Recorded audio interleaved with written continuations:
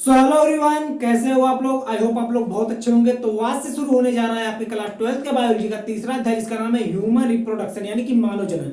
अब ये जो अध्याय है इसमें आपको ये देखने को मिलेगा कि किस प्रकार से ह्यूमंस यानी कि मनुष्यों में नए संतान की उत्पत्ति होती है। इससे पहले मैंने 2 चैप्टर ऑलरेडी इस क्लास 12th के बायोलॉजी का खत्म कर रखा है, जिनमें से मैंने आपको पहला चैप्टर था जियोवजन यानी कि रिप्रोडक्शन इन ऑर्गेनिज्म, इसको भी मैंने बता रखा है। और उसके बाद था sexual reproduction in flowering plant यानी कि पुष्पीय पादपों में लैंगिक जनन। यह भी चैप्टर का कंप्लीटली खत्म हो चुका है। तो आज के सेशन में आपको ह्यूमन रिप्रोडक्शन के बारे में बताया जाएगा, क्योंकि आज पहला पार्ट है इस चैप्टर का। तो आपको कुछ बेसिक से बातों को बताया जाएगा ह्यूमन रिप्रोडक्शन के बारे में, जो कि आपको जानना जरूरी है। तो चलिए उन बेसिक से बातों को हम लोग जानते हैं। तो सबसे पहला पॉइंट आपको क्या जानना है ह्यूमन रिप्रोडक्शन में, कि जो मनुष्य होते हैं, ह्यूमंस होते हैं, उनमें सेक्सुअल रिप्रोडक्शन पाया जाता है, यानी कि लैंगिक जनन देखने को मिलता है। तो आपको पहला पॉइंट यही याद रखना है कि मनुष्यों में लैंगिक जनन यानी कि सेक्सुअल रिप्रोडक्शन पाया जाता है।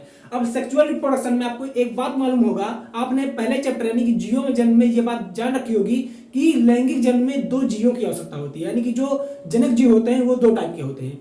एक होता है मेल यानी कि नर, और दूसरा होता है फीमेल यानी कि मादा। अब ये नर और मादा आपस में मिल करके नए संतान की उत्पत्ति करते हैं। तो दूसरा पॉइंट यही होता है कि जो मनुष्य होते हैं वो कैसे होते हैं, एक लिंगी होते हैं, यानी कि यूनिसेक्सुअल होते हैं। इनमें जो नर पार्ट होता है यानी कि मेल सेक्स ऑर्गन होता है वो अलग बॉडी में होता है, और दूसरा जो मादा जननांग होता है या फीमेल सेक्स ऑर्गन होता है वो अलग बॉडी में प्रेजेंट होता है। इसलिए मनुष्य कैसे होते हैं, एक लिंगी होते हैं। इसी को हम बोल सकते हैं डायोसियस हो सकते हैं। क्लियर है बात। तो मनुष्य एक लिंगी होता है, इसमें नर जनन भाग और मादा जनन भाग 2 अलग अलग बॉडी में प्रेजेंट होते हैं। तो दूसरा पॉइंट आपको सिंपल सा ये याद रखना है।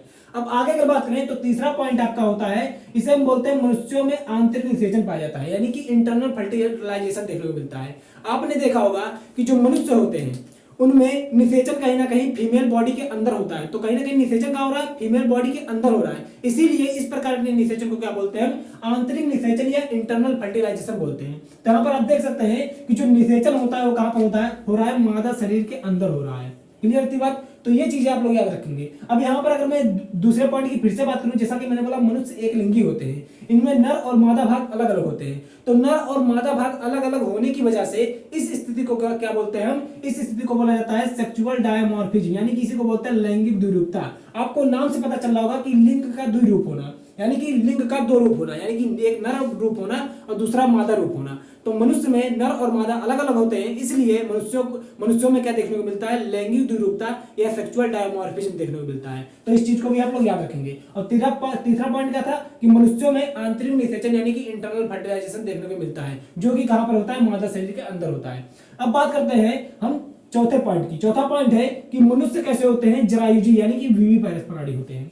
कहीं ना कहीं मनुष्य जो होते हैं वो एक जीवित संतान को उत्पन्न देते हैं, यानी बच्चे को उत्पन्न करते हैं। तो यहाँ पर आप देख सकते हैं कि जीवित बच्चे को उत्पन्न करने की वजह से मनुष्य कहते होते हैं जरायुजी होते हैं, विविपारस होते हैं। अब आपको याद रखना होगा कि जो जीव होते हैं वो 3 टाइप के हो सकते हैं। एक विविपारस जिसको हम बोलते हैं जरायुजी यानी कि जो सजीवों को जन्म देते हैं। इसी प्रकार से ओविपारस हो सकते हैं जो क्या करते हैं, अंडे को जन्म देते हैं। और तीसरा होता है ओवोविविपारस, जो कि अंडे के साथ साथ ये पहले तो अंडी बोल सकते हैं अंड अवस्था में रहता है जीव, फिर उसके बाद वो संतान के रूप में विकसित हो जाता है। इस चीज को याद रखिएगा।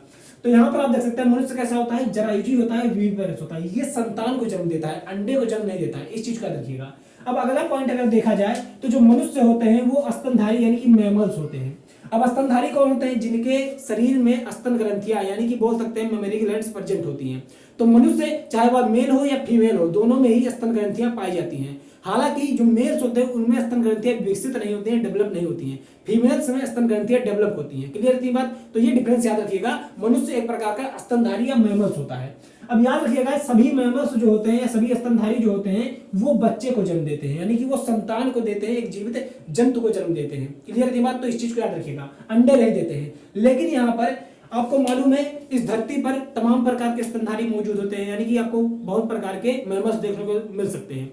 लेकिन सभी मैमल्स बच्चे को जन्म देते हैं, ये बात तो आपको मालूम है। लेकिन यहाँ पर एक एक्सेप्शन आता है, यानी कि 2 जीव ऐसे हैं जो स्तनधारी होते हुए भी अंडे देते हैं। अब वो 2 जीव कौन कौन से हैं यहाँ पर आप देखिएगा।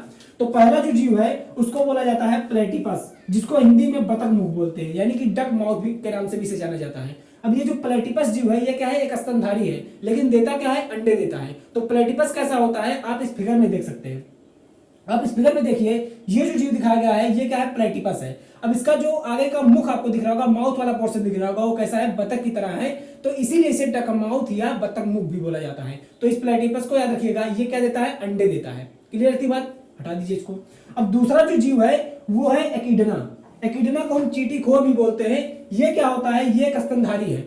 ये भी क्या देता है, अंडे देता है, लेकिन है क्या, स्तनधारी। तो एकिडना कैसा होता है, आप इस फिगर में देख सकते हैं, ये रहा एकिडना। ये इसी को हम स्थानीय भाषा में स्याही के नाम से भी जानते हैं। तो ये स्याही जिसे चींटीखोर बोला जाता है, ये क्या है, एकिडना है। क्लियर है, ये भी क्या होता है, स्तनधारी होता है, लेकिन अंडे देता है। तो इस चीज को भी आप लोग याद रखेंगे। तो हटा दीजिए इसको।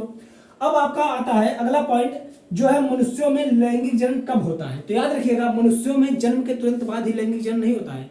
उनमें पहले नंबर तो लैंगिक अंगों का विकास होगा, चाहे वह मेल बॉडी हो या फीमेल बॉडी हो, दोनों के अंदर जो रिप्रोडक्टिव ऑर्गन्स होंगे, लैंगिक अंग होंगे, उनका विकास होगा, वो मैच्योर होंगे। तो याद रखिएगा, जब लैंगिक अंग पूर्ण रूप से विकसित हो जाते हैं तो इस अवस्था को हम बोलते हैं प्यूबर्टी, यानी कि यौन प्राप्ति।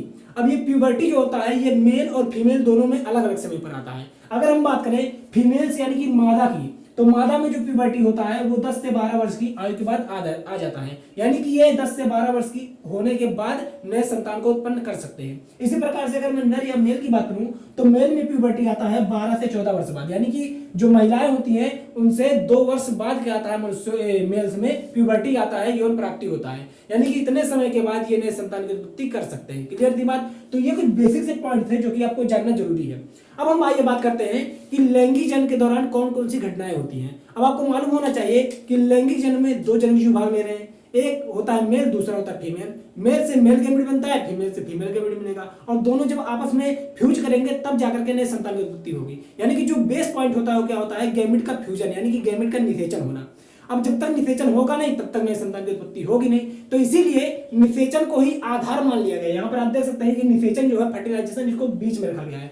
तो इसी निषेचन को आधार मानकर निषेचन से पहले कौन कौन सी घटनाएं होती हैं उनको, और निषेचन के बाद कौन कौन सी घटनाएं होती हैं उनको पूरा मिलाकर के हम क्या बोलते हैं, लैंगिक जन्म के दौरान घटनाएं बोलते हैं। आधार इसको माना गया है, इस निषेचन को। तो आइए बात करते हैं लैंगिक जन्म के दौरान कौन कौन सी घटनाएं होती हैं। तो आपको यहाँ पर दिख रहा होगा, सबसे पहला जो होता है निषेचन पूर्व घटना, यानी कि प्री फर्टिलाइजेशन इवेंट। क्यों? क्योंकि निषेचन से पहले की घटना है, इसीलिए इसे निषेचन पूर्व घटना बोलते हैं। अब इसमें होगा क्या, तो आपको मालूम होना चाहिए कि मेल और फीमेल बॉडी 2 अलग अलग चीजें हैं। अब दोनों से ही दोनों गैमेट का फॉर्मेशन होगा, यानी कि दोनों युग्मक बनेंगे।